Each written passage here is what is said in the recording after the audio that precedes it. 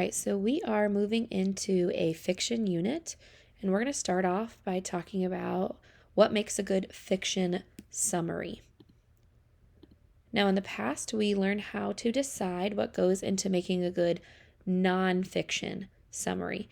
And we're going to review those really quick because a lot of the things that make a good nonfiction summary also make a good fiction summary. There's just a little bit of a difference. So let's start by reviewing what makes a good nonfiction summary.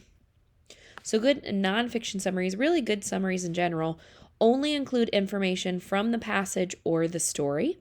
It explains what the author or character thinks, so there's no personal opinions included in a summary.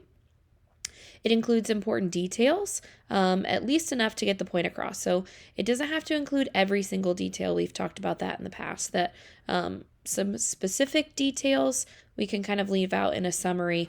We just want the most important details. And then finally, a summary uses our own words. We do not copy and paste from the passage or the story when we're writing summaries. We use our own words.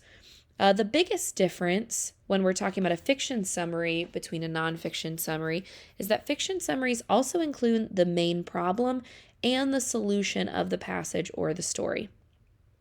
So, what's the big conflict that happens in the story, and how does the character or characters overcome the conflict, or what's the solution they have to the problem, the conflict in the story?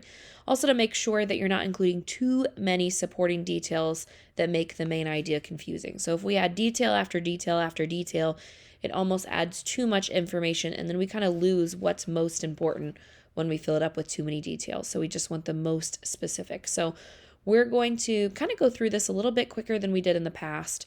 We're going to go through all of these things that make a good fiction summary and practice doing those things.